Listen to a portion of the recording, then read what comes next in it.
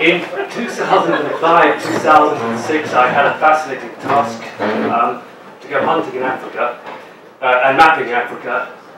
We, the Tax Justice Network, wanted to visit at least 18 African countries over the course of 18 months to find out what expertise was within which departments, what issues applied to different countries.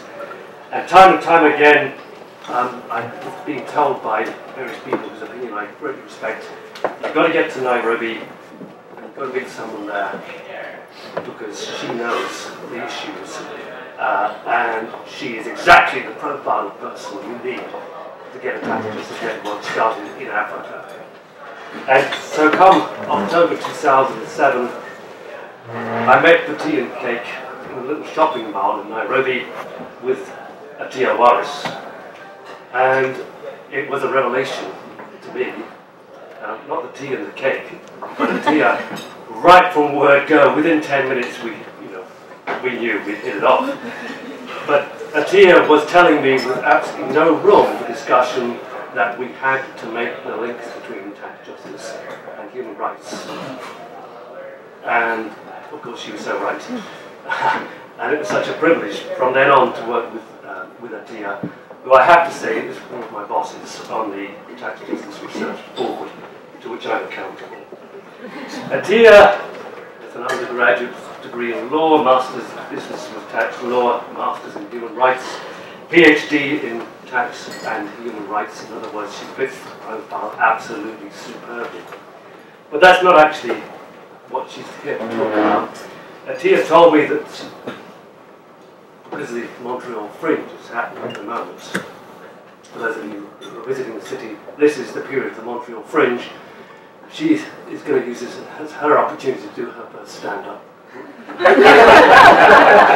routine. And for those of you who have access to the web at the moment, Attiya is competing with the following routines.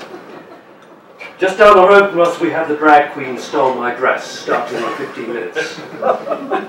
Just across the river, apparently, we have Kit and Jane, an interactive survival guide to the near post-apocalyptic future, which apparently gives us 5 years before the apocalypse, which kind of puts the OECD's BEPS program into some kind of perspective. Perhaps most importantly of all, we have someone giving the dysmorphia diet, a discourse about what happens when someone finds their bodies under attack.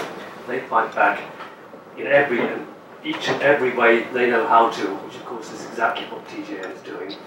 So, without further ado, it is my privilege to welcome Attiya Waris, Dr. Attiya Waris from the University of Nairobi's law faculty, as a senior lecturer there, to her first routine.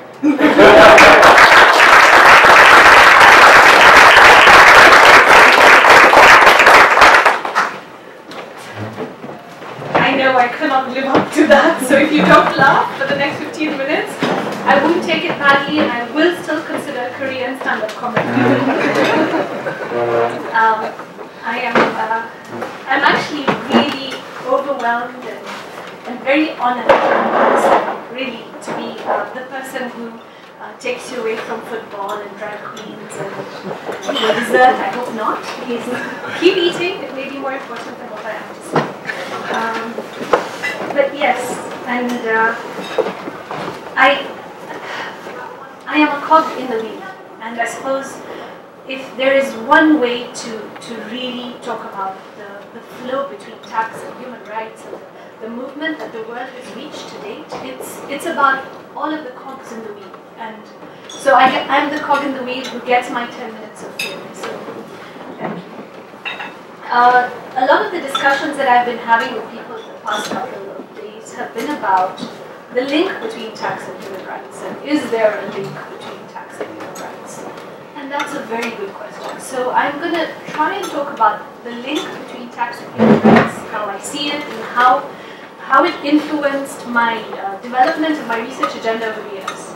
And this isn't comedy, but in 2004 I worked for the Rwanda Tribunal. And the time I spent at the tribunal, I was assisting the president of the tribunal, and part of his docket was actually to secure funding from the Secretary Generals at the And it was a battle every year. We need more money, we need to be able to try these suspects, we need to be able to finish the court cases. And I worked with some of the accountants and auditors because obviously the figures were always a problem. And one of the things that we kept talking about was where's the money going to come from? And at that point in time, I had just done my master's in business law with taxation. And so human rights was this very interesting animal that is idealistic and wishy-washy. I will stand by it for now. And I couldn't grasp around why people weren't paying attention to something that was so important where, you know, 1 million people died in 3 months. A lot more people died in the previous year in that country. But it was that 1 million in 3 months that really struck me. And then I went to do work on human rights, and I did my training on human rights. And while I was doing that, I wanted to specialize in how to finance an NGO self-sustainably. That was how small my idea was. It was, how do I get people that are philanthropic in themselves but don't have the money? How do I get them the financing? And the more I thought about it, the less I thought that that was important. Yes, of course it is important, but perhaps the real answer lay in taxation. And this is what began my journey into taxation in depth, but now from a much stronger human rights approach. And as I began trying to figure out where the money kept coming from, I kept coming up against the language barrier. The language barrier of jargon.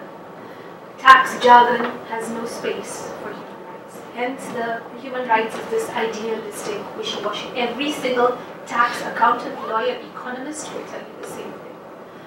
So now you have this one group of people that hold the purse strings, and then you have this other group of people that know how to use it. And how do you get that physical shift from one to the other? And then back again, because they are the ones who will feed into each other and take the whole discussion forward. And so, well, my master's supervisor told me, this is a PhD thesis, okay, fine, put it aside for now.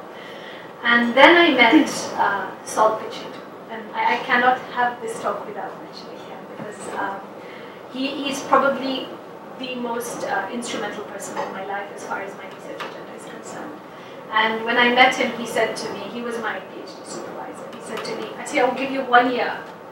If you can prove to me, and he's a tax lawyer, he's not a human rights person.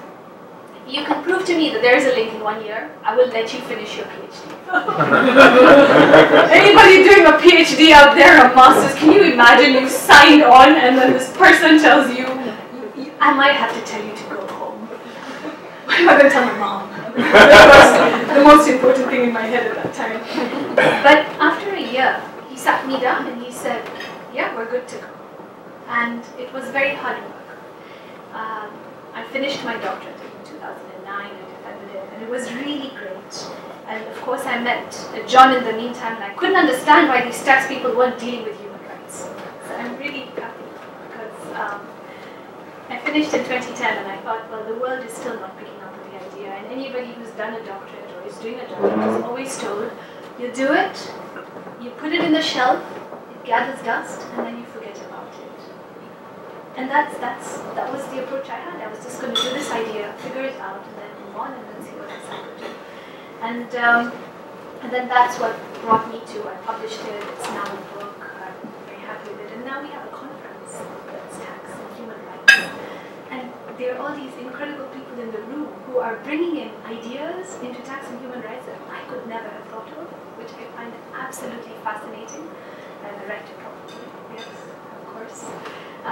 And it's really interesting to see how this whole idea is beginning to take, it's morphing and it's moving forward. And when I think about this movement forward, I'm sorry, where's my timekeeper? No timekeeper, just talk.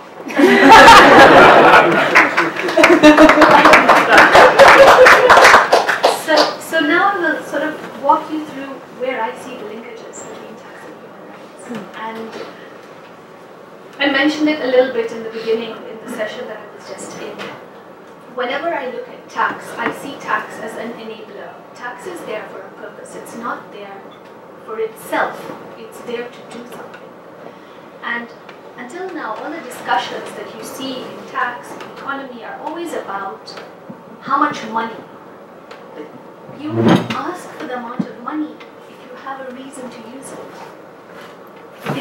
You've got to flip the whole discourse. You have to ask yourself, what do I need the money for first, and then collect it? I mean, and for tax people, there is a reason income tax has to be renewed every year. And it's supposed to be renewed so that you have a reason to collect it. But somewhere along the way, we forgot about that, and we collected it, and we keep collecting it to maintain government structures. But every year you ask your parliaments to give permission. And the reason you're asking for the permission is because you need to have valid reason to collect it. And just after the World Wars, there was a point in time, for example, where the UK actually scrapped income tax periodically because they gave the war as a reason to collect the tax, and then when the war ended, there was no more reason to collect the tax. Here is this incredible link between why you're taking money. Don't start from the tax collection point of view. You've got to start from the how we spend it point of view. And that's how I approach taxation. I look at it from the point of view of what do we need it for. And this is where, for me, the answer lies in human rights. Human rights is comprehensive. We're all so different. We have different ways of thinking. The earlier session was on ethics and morality, and I want, who's ethics, who's morality? We all have these different standpoints. But one thing will be always clear, will be if we start from the point of view of raising standards of living and alleviating poverty, if you just start there and do development, one of the best tools is actually human rights. And you can see this in so many countries. So then the question will be, let's now talk reality. Okay, because tax people are going to say, yes, that's great, very nice, we're very emotional at this point in time. What managed to get me to actually complete my research was that Kenya made a mistake. And I love my country because they make interesting mistakes. Kenya created something called the Constituency Development Fund.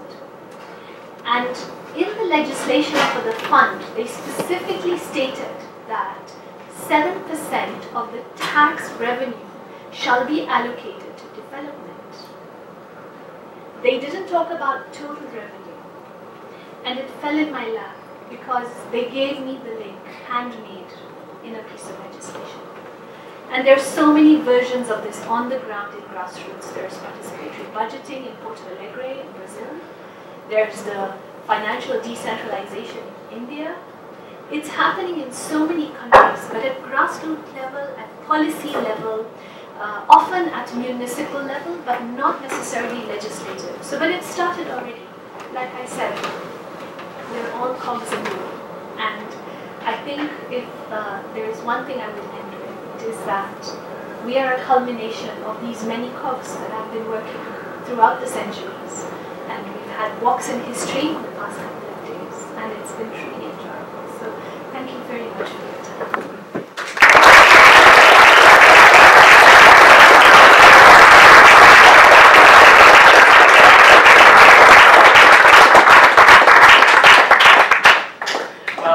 We give McGill-themed goodie bags to people who say profound things. It's not a profound gift, it is a token. Thank you so much. Come on up here and get your McGill-themed. And will you join me once again? Thank you.